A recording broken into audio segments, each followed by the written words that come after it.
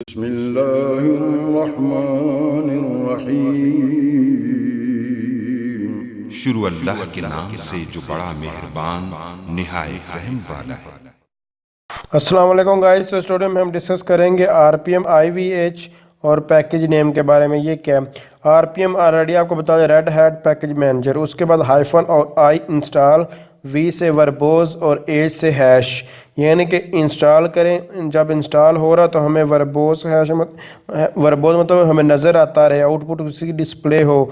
और उसके बाद ह्यूमन रीडेबल फॉर्म, मतलब कि ह्यूमन की तरह, या ह्यूमन रीडेबल फॉर्म मतलब कि जो भी नज़र आए हमें हमारे पढ़ने के काबिल हो।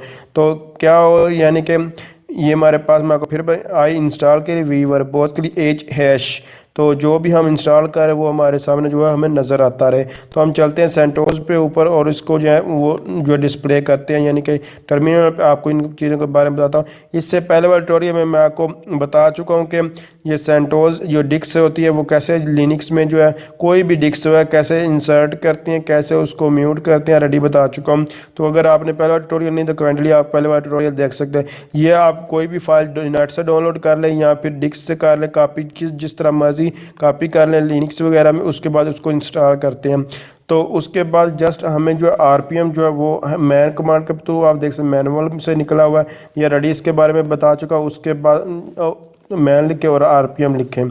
उसके यहाँ से जो भी है हेल्प, यानी कि आपको डिफरेंट मेथड यूज़ होती हैं। तो आप इंस्टॉल के लिए मैंने आपको बताया था आई जो है, ये आप आई लिख लें या इंस्टॉल लिख लें, इसका एक ही मकसद है। उसके बाद हमारे पास दो चीज़ें रह गई, वो भी मैं भी आपको यहाँ जो है वो दिखा देता हूँ। एच हमारे पास देख सकते हैं यहाँ हैश के लिए लिखा हुआ है, एच लिख लें या फिर कंप्लीट हैश लिख लें, ये आप पे डिपेंड करता है। उसके बाद हमारे पास जो वर्बोज है, वर्बोज मतलब कि print verbose information normally routine progress message will be displayed. तो इसने ये हमारे पास वर्बोज ने ये आपको बता दिया। तो उसके बाद इसका ये भी आपको बताएगा कि वर्बोज यानी कि हैश के साथ जो है बेसिकली हैश को कब जब भी आप वर्बोज का यूज़ करें तो उसके साथ यूज़ करें। आप क्यों करके इससे मैं बाहर अब आपको हेल्प कमांड के बारे में बताया, उसमें भी यही चीज़ें लिखी हैं, लेकिन थोड़ा सा बस उन्होंने बताने में जो है फ़र्क है, बाकी सारी चीज़ें जो है वही हैं। तो जस्ट हेल्प कमांड के थ्रू इसको अभी डिस्प्ले करते हैं। पहले आप कमांड समझ लें, फिर आपको सारी ज़िंदगी कमांड नहीं बोले, क्योंकि अगर रट्टा लगाएंगे तो ये फ़ौरन कमांड भूल जाती है। अगर आपको कमांड्स वगैरह भूल भी जाती हैं, एट्रीब्यूट्स वगैरह, तो आप यहाँ से भी देख सकते हैं। तो यहाँ से देख सकते हैं ये हमारे पास एक तो वर्बोज है, प्रोवाइड मोर डिटेल्ड आउटपुट, इसने जो है बता दिया है, यानी कि हमें जो आउटपुट होती है वो हमें डिस्प्ले करवाता है। उसके बाद मैं आपको जो बाकी जो चीज़ें रह गई हैं, हमारे पास जो आई जो है इंस्टॉल के लिए यूज़ होता है। और उसके बाद हमारे पास हैश, और हैश का उसने कहा कि गुड यूज़ जो है इसका वर्बोज के साथ ही अच्छा लगता है। तो ये मैं आपको सारी चीज़ें लाता करके भी दिखाऊंगा और इकट्ठी भी अभी ये आपको दिखाता हूँ। जस्ट मैं कंट्रोल एल करके यहाँ से जो बाहर आ जाता हूँ, यानी क्लीन कर देता हूँ स्क्रीन को। अब स्क्रीन बिल्कुल क्लीन है। अब मैं आपको इसके बारे में बताता हूँ। तो इसके बारे में बेसिकली आपने कोई भी चीज़ जो इंस्टॉल करनी है, आप उसने उसका पाथ देना होता है। अगर आपने कोई भी जैसे कोई फोल्डर वगैरह कैसे सेलेक्ट कर दें, ये तो ऑलरेडी बता दो। मैंने आपको सीडी सेलेक्ट कैसे करते हैं रेडी नहीं बताया, इसलिए ये भी साथ बताने वाला हूँ। तो जस्ट इसको जो है ओपन करेंगे, ओपन यहाँ देख सकते हैं डबल राइट करके भी कर सकते हैं वैसे भी। तो इसमें अब जितने भी सॉफ्टवेयर होते हैं वो पैकेज के नाम से, लिनक्स में सॉफ्टवेयर को पैकेज के नाम से जाना जाता है। अब पैकेज के अंदर सारे सॉफ्टवेयर पड़े हुए हैं, यहाँ से जो भी सॉफ्टवेयर आप जो है चाहे इंस्टॉल कर सकते हैं। बहुत सारे सॉफ्टवेयर हैं, आप कैसे तादाद चेक करते हैं ये ऑलरेडी बता चुका हूँ। यहाँ से आप जो है देख सकते हैं ये सारे सॉफ्टवेयर हैं। आप इसके मुख्तलिफ मेथड्स हैं इसको ओपन इन टर्मिनल करने के लिए। तो यहाँ से भी आप इसको ओपन कर सकते हैं, या फिर आप जो है डायरेक्ट वो पाथ भी, मैं भी पहले आपको ये चेक कराता हूँ कि आप ग्राफिकल यूज़र इंटरफेस के जो है थ्रू कैसे जो है यानी कि सिलेक्ट कर सकते, वो तो आपको बता चुका हूँ। प्रेजेंट वर्किंग डायरेक्टरी अगर आप चेक करना चाहते हैं इसकी, ये पूरी की पूरी डायरेक्टरी रन पहले होगा, फिर मीडिया होगा, रूट और सेंटोस है। पहले मैं आपको ये चीज़ समझा दूँ फिर आगे मूव ऑन करते हैं। सबसे पहले जब CD आप कोई भी डालते हैं तो वो क्या आती है, अंडरस्टूड बात है, वो सबसे पहले क्या आती है, रन होती है। रन होने के बाद क्या होता है, उसके चीज़ का नाम क्या है, DVD ड्राइव। जब DVD ड्राइव कोई इस तरह का नाम आता है वो हमारे पास इसमें लिनक्स में, उसके बाद आपको रूट ये ऊपर ही नज़र आ रहा है। रूट का मतलब है कि ये यूज़र जो लॉगिन किया हुआ है एज अ रूट यूज़र मैंने लॉगिन, उसके बाद हमारी CD का ये नाम है। तो इस तरह आप इसको सिलेक्ट कर सकते हैं। अब चूँकि जब कोई भी चीज़ हमें इंस्टॉल करनी है वो पैकेज में से करनी है, तो डायरेक्ट आप यहाँ से भी ग्राफिकल यूज़र इंटरफेस आपको लिनक्स में नहीं मिलता। कुछ वर्जन के साथ ये हमारे पास इस वर्जन में आ, क्योंकि मैं बेसिक लेवल से अभी आपको सिखा रहा हूँ, तो यहाँ से आप पैकेज में जाकर भी इसको जो है सिलेक्ट करें, यहाँ डायरेक्ट यहाँ से भी जो है ओपन कर सकते हैं। ओपन इन टर्मिनल करें, ओपन टर्मिनल करेंगे आप प्रेजेंट वर्किंग डायरेक्टरी में आपको दिखाया था। इसके इस कमांड के बारे में ऑलरेडी मैं आपको बता भी चुका हूँ। तो जस्ट यहाँ से अभी मुझे एंटर प्रेस करूँगा, जैसे ही एंटर प्रेस करूँगा देखते इसने आगे जो पैकेज भी सिलेक्ट कर लिया और यहाँ आपको जो पैकेज डिस्प्ले। अब आपको लिनक्स में ये ना याद करना होगा, जब भी नॉर्मली डीवीडी को वगैरह जो ऐप ऐड करते हैं तो उसका पाथ रन और मीडिया आता है, उसके बाद ये रूट की जगह अगर आपने कोई और भी यूज़र ऐड है जो भी वो आपने नाम लिखना होगा, वो नाम लिखना होगा, आपने अपनी सीडी का नाम लिखना है और उसके बाद जो पैकेज वगैरह होते हैं जो भी है उसको सिलेक्ट करना है। तो ये आगे पीछे भी, लेकिन रन और मीडिया हमेशा सेम ही आते हैं। उसके बाद अब मैं आपको ये तो इसके बारे में आप डायरेक्ट कैसे ऐड करते हैं वो आपको बेसिकली बताने वाला हूँ कि यहाँ से अगर आप ओपन नहीं करना चाहते, आप कमांड लाइन के थ्रू करना चाहते हैं, बार बार फ्रीक्वेंटली वर्क करना चाहते हैं, तो वो आप डायरेक्ट आप कर सकते हैं। जस्ट उसी तरह जैसे ये ऑलरेडी बता चुका हूँ, सीडी कमांड हमारे पास कोई भी पाथ सेलेक्ट करें, उसके बाद उस पाथ का नाम सबसे पहले हमारे पास रन था, यानी कि सीडी रन हुई, रन होने के बाद क्या हुआ उसको जो है यानी कि अभी आपको बताया मीडिया लिखेंगे, डीवीडी ड्राइव को मीडिया कहा जाता है। उसके बाद जस्ट आपको क्या लिखना होगा, रूट में कि यूज़र कौन सा है, यूज़र का। उसके बाद आपको सीडी का नाम लिखना, जिनके सेंटोज लिखना होगा, सेंटोज मेरा नाम अभी इसका सेंटोज के स्पेलिंग आपको बिल्कुल एक्यूरेट लिखने यानी कि सी कैपिटल था और सी ई है। उसके बाद मैंने जैसे टैब प्रेस किया तो ये ऑटोमेटिकली कंप्लीट हो चुका है। जब ऑटोमेटिकली कंप्लीट हुआ उसके बाद आप इसको आगे आप पैकेज भी सिलेक्ट कर सकते हैं, अदरवाइज यहाँ एंटर प्रेस करेंगे तो जनरली सीडी जो है वो सिलेक्ट होगी। तो देख सकते हैं सेंटोज 7 की सीडी सिलेक्ट हुई। मैं चूँकि पैकेज इंस्टॉल करने हैं, सॉफ्टवेयर इंस्टॉल करना है, वो पैकेज मुझे सेलेक्ट करना पड़े। इसको रिलेटिव और एब्सोल्यूट पाथ भी कहते हैं। तो ये एब्सोल्यूट पाथ क्या था, रिलेटिव पाथ ऑलरेडी बता चुका, यानी कि यहाँ भी आगे भी आप पाथ जो है वो पैकेज लिख सकते थे तो डायरेक्ट पैकेज ने सिलेक्ट हो जाना था, अदरवाइज आप इस तरह लहदा भी जो है वो दे सकते हैं। जैसे कि सीडी लिखा, उसके बाद जस्ट यहाँ जो है पी जो है कैपिटल लिखा, उसके बाद जो अगर स्मॉल कैपिटल बहुत ध्यान रखना होगा तो जस्ट यहाँ अभी मुझे पैकेज लिखना होगा, पैकेज उसका नाम था। उसके बाद जस्ट एंटर प्रेस करूँगा, एंटर प्रेस करने के बाद देख सकते हैं ये हमारे पास जो है पैकेज जो है वो सेलेक्ट हो जाए। अगर यहाँ जो है वो स्लैश भी लगाएंगे फिर भी हो जाएगा, उससे कोई फ़र्क नहीं पड़ता। तो यहाँ मैंने पैकेज लिखा, पैकेज लिखने के बाद जस्ट ये हमारे पास सिलेक्ट हो चुका है। अब एलएस करके आप इसकी जो लिस्ट सारी चेक भी कर सकते हैं। तो आप कैसे इंस्टॉल करते हैं अब हम अपनी बात पे आते हैं। जस्ट आरपीएम आपको जस्ट लिखना होगा, उसके बाद हाइफन लिखना होगा, hyphen red hat package manager लिखना होगा, हाइफन लिखने के बाद आई इंस्टॉल के लिए, वी वर्बोज के लिए, एच ह्यूमन रीडेबल फॉर्म में होना चाहिए, यानी कि जो भी इंस्टॉल हो वो हमें नज़र आता हुआ है।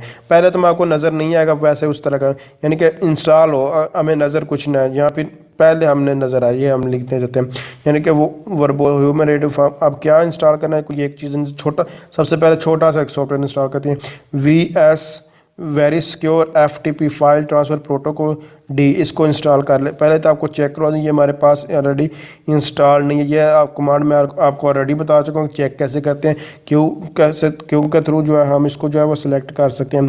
तो RPM सॉरी ये स्पेलिंग जो है वो हमारे पास जो RPM थे, RPM आपको लिखने होंगे। तो इसने ये हमारे पास ऑलरेडी इंस्टॉल है, इसको मैं तो सबसे पहले तो अनइंस्टॉल करता था कि आपको ये सिखा सकूँ। तो जो हमारे इरेज के लिए यूज़ होता था, तो अब मैंने इसको अनइंस्टॉल जो है वो कर रहा हूँ। तो जस्ट इसको जो अनइंस्टॉल करूँगा थोड़ी देर वेट करना होगा, तो ये हमारे पास अब अनइंस्टॉल हो, अब चेक कर लेते हैं। तो देख सकते हैं इसने कहा कि ये हमारे पास इज़ नॉट इंस्टॉल्ड। अब इसको कैसे इंस्टॉल करना है वो मैं आपको बताने वाला हूँ। तो जस्ट इसको इंस्टॉल करने के लिए आपको जो है अभी आप कमांड बताई है उसी कमांड का हम जो है वो यूज़ करेंगे। तो ये हमारे पास जो कमांड थी वो हमारे I V और H, जैसे ही मैं एंटर प्रेस करूँगा तो ये हमारे पास जो फ़ौरन ये हमारे VS FTP और D इसका मैंने नाम लिखा था। तो जस्ट यहाँ देख RPM और कोई भी मिस्टेक्स कोई एरर इसमें जो है वो आ रहा है बेसिकली, अभी इसको चेक कर लेते हैं। तो इसको दोबारा यहाँ से कोई चेंज करके देखते हैं, यानी कि इसमें कोई मिस्टेक्स आ रही है। तो जस्ट यानी कि ये नाम इसका कोई और है। अभी हम यहाँ से इसका नेम भी आज देख सकते हैं। जस्ट मैं इसका डी जो है रिमूव करता हूँ, अभी भी कोई भी नहीं है। तो अभी अगर आपको नाम नहीं याद तो जस्ट आपको क्या करना है, यही कमांड लिखेंगे, उसके बाद आगे जो है वो स्टैरिक लगा दें। जैसे ही स्टैरिक लगाया तो देख सकते हैं, क्योंकि मैं नाम ने कोई मिस्टेक आ रहा था, तो इस पहले आपने देख सकते जो चेक करवाया था कि पूरा जब आप नाम नहीं लिखते तो अगर फिर स्टैरिक लगा दे तो वो इसको समझ जाता है कि आगे मैं ऑटोमेटिकली जो है वो ऐड करूँ, इससे आगे कुछ उसको याद नहीं है, जो भी ये कमांड एंटर कर रहे हो ऑटोमेटिकली वो सिलेक्ट करे। तो अब इसको चेक करते हैं तो ये ऑटोमेटिकली, जैसे कि आप पहले इंस्टॉल थी, चेक क्वेरी की थी, तो ये आपको बताएगा कि ये हमारे पास इंस्टॉल्ड है। तो आप देख सकते हैं ये हमारे पास इंस्टॉल हो चुके हैं। तो इस चीज़ का बारे में ये नेम होता है, ये वर्जन होता है, ये कब रिलीज़ हुआ था, ये उसका आर्किटेक्चर होता है। तो ये हमारे पास इंस्टॉल है। अब ये इंस्टॉल होता हुआ आपको ये दिखाई दे रहा था। क्यों दिखाई दे? ये VH की वजह से आपको दिखाया। अगर आप चाहते हैं कि सिर्फ सिंपल आई लिखते तो फिर भी इसने इंस्टॉल हो जाना था। अब इसको इरेज कर लेते हैं। इरेज मैं आपको ऑलरेडी बता चुका हूँ। इरेज मतलब कि ये डिलीट करने के लिए यूज़ होता है। जस्ट मैं एंटर प्रेस करूँगा तो ये हमारे पास इरेज हो चुके हैं। अब क्वेरी करके देखते हैं तो ये मेरे इसने कहा कि ये इंस्टॉल नहीं है। दोबारा अब इसको इंस्टॉल करते हैं, लेकिन यहाँ से ये रिमूव कर देते हैं V और H। जस्ट एंटर में प्रेस करूँगा तो अभी आपने देखा इसने कोई इन्फॉर्मेशन ये 100% इंस्टॉल के होता हुआ इसने आपको दिखाया था, लेकिन आप इस इंस्टॉल होता हुआ इसने नहीं दिखाया। लेकिन क्वेरी करेंगे तो ये हमारे पास इंस्टॉल्ड है। तो इस तरह आप कोई भी ये सॉफ्टवेयर इंस्टॉल कर सकते हैं। लेकिन इसमें ये हमारे पास ओल्ड मेथड RPM आपको ऑलरेडी बता चुका हूँ कि ये ओल्ड मेथड था। आप हमारे पास यम जो है लेटेस्ट मेथड है और बहुत ही अच्छा है। इसमें क्या आपको प्रॉब्लम, ये सबसे बड़ी प्रॉब्लम डिपेंडेंसी की बताएं। अगर एक प्रोग्राम को इंस्टॉल करें, उसमें अगर मुख्तलिफ प्रोग्राम उसके रिलेटेड होते हैं तो इंस्टॉल करने पड़े तो ये प्रॉब्लम क्रिएट। जैसे कि हमारे पास विंडोज़ VLC वेब प्लेयर है, ये हमारे पास एक सिंगल जो है वो सॉफ्टवेयर है, एक सिंगल प्रोग्राम है। तो ये सिंगल जो प्रोग्राम है, सिंगल सॉफ्टवेयर है, सिंगल जो पैकेज है, लिनक्स में पैकेज और विंडोज़ में सॉफ्टवेयर कहते हैं। तो ये सिंगल जो हमारे पास जो प्रोग्राम है, जो सॉफ्टवेयर है, ये इंस्टॉल हो जाता है। आप अगर सिंगल इंस्टॉल करें तो RPM अच्छा मेथड इसके थ्रू आप कर सकते हैं।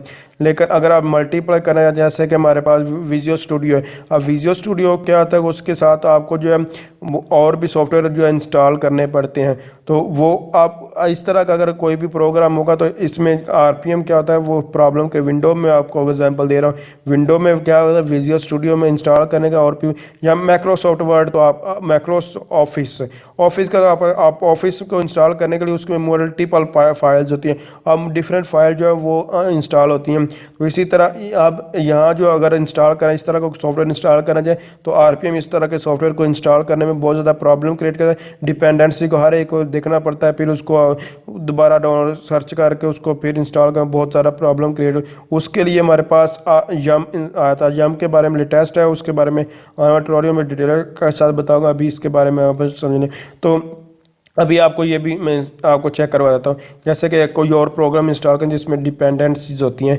जैसे कि Emacs बहुत ही मशहूर सॉफ्टवेयर है Emacs।